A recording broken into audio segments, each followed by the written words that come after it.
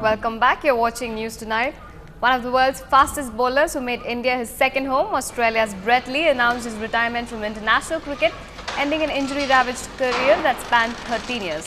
The 35-year-old affable pacer who retired from Test cricket in 2010 had been most recently laid low by a calf injury. I just think personally, in a team environment, you have to be committed 100%. You know, both, as I said, both mentally and physically. And I guess looking the next 2 months, I just didn't have that desire anymore, and it wouldn't be fair on me and on the rest of the team as well if I was to go over there with that attitude or that not like a commitment, but you just get to a point in your life where you think enough's enough, and the great run must end at some stage. I knew it wasn't going to be post World Cup. We'd spoken about that with the selectors, and that was the time where I was going to walk away from the game. But yeah, I woke up this morning and it just felt like I was ready. I just felt like I was, time to go. Moving on, SAD Commonwealth Games Organising Committee Chairman Suresh Kalmari, accused in a games-related graft case, has been granted permission to attend London Olympics from July 26 to August 13. Sports Minister Ajay Markan, however, has slammed the decision, saying that Kalmari doesn't deserve to attend the Olympics. Yes, sir. Thank you. Well, it is unfortunate, I must say, that a person who has not yet been cleared of charges of corruption is going to London Olympics. Olympics is not just about winning the medals. Olympics is about the ethics, as we all know. Olympics is about the morality. And as far as the ethics and morality is concerned, I think no person who as sports administrator has been accused by CBI and has been in jail and is just out on bail on corruption charges is something which is very baffling and a surprise for me, and I'm very saddened to see that he has decided to attend the Olympics. It is unfortunate. As a sports minister, I would just like to ensure that he will not be part of the Indian delegation. This much I can ensure.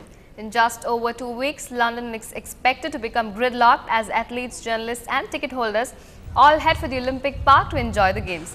But those with a few pounds in their pocket can look forward to a stress-free way of reaching the venue by using one of the few thoroughfares that is unlikely to be jammed, East London's River Lea. The service represents a new era for the River Lea, which was last used for commercial purposes in 1980s. The service, which will also be available during the Paralympics Games, begins operating on July 27th.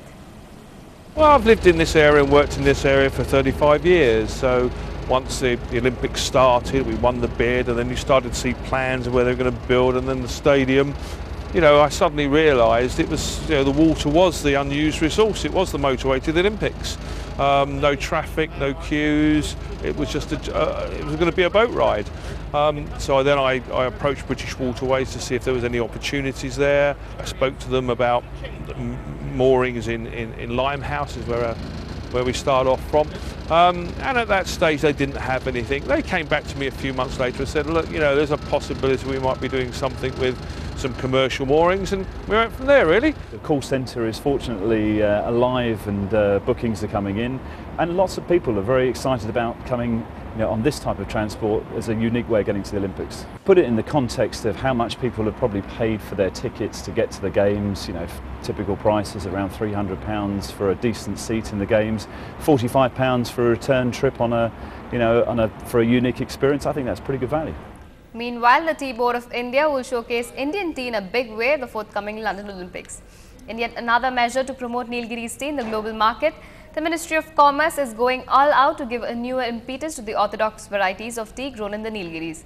This move has been welcomed by many sections of the orthodox tea producers in the Nilgiris, who are now excited as newer markets for their products could be around the corner.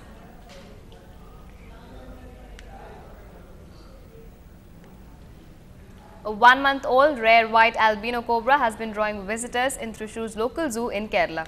The venomous beauty was put on display after a local serpent lover recently donated the baby snake to the zoo.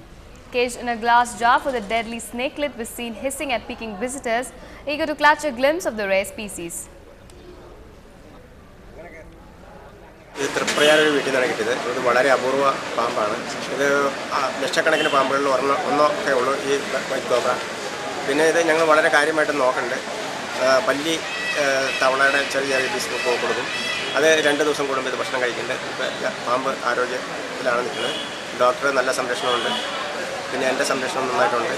ഇതിനെ നന്നായിട്ട് വളർത്തി നല്ലൊരു പാമ്പാക്കി എടുക്കണമെന്നാണ് ഞങ്ങളുടെ അഭിപ്രായത്തിൽ. ഞങ്ങളുടെ സൂവിന് പേര് കിട്ടാൻ വേണ്ടിയിട്ട്. അത് മറ്റൊരു സ്ഥലങ്ങളിൽ ഇത് കണ്ടിട്ടില്ല. ഞാനിത് പടത്തിനല്ലാണ്ട് വേറെ നേരിട്ട് കണ്ടിട്ടില്ല ഈ വിസിറ്റ് പാമ്പുകളെ. അപ്പോൾ അതുകൊണ്ട് തന്നെ വളരെ കാര്യമായിട്ട് ഞങ്ങൾ സംരക്ഷിക്കുന്നുണ്ട്. Almost 200 artifacts from Mexico and Peru's colonial periods were on display at the inauguration of a new exhibit in Mexico City's famed Chapultepec Castle. The exhibit, entitled Contested Visions in the Spanish Colonial World, was co-organized by the Los Angeles County Museum of Art and Mexico's National Institute of Anthropology and History. It will be on exhibit in Mexico City until October 7th. Estamos paralelos en las dos formas de regir de ambos lugares. Si bien las diferencias entre los tipos de objetos son notables, cada cual tiene su personalidad propia y eso es lo que esperamos que el visitante pueda ir descubriendo durante la visita, pueda ir viendo todos los puntos de comparación y también las formas en que las obras de arte difieren unas de otras. The much anticipated film has finally hit the screens and Ajit's fans are in a frenzy. If you visit Chennai this weekend, you will be forgiven for thinking that Diwali has come early this year. A festive spirit has engulfed the vast majority of Chennaiites. The reason? Tala Ajit Kumar's film Villa 2 has finally hit the theatres. The film had been delayed for various reasons, but now that it is finally released, Ajit's fans can't stop grinning.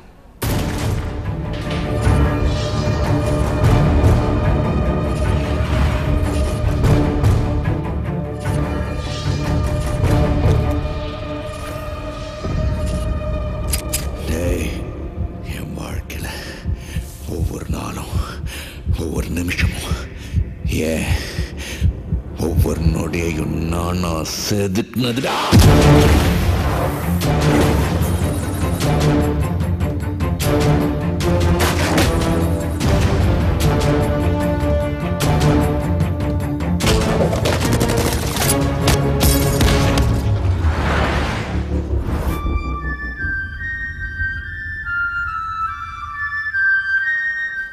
And that is a wrap on this bulletin. Stay tuned to NDTV Hindu for more news and updates.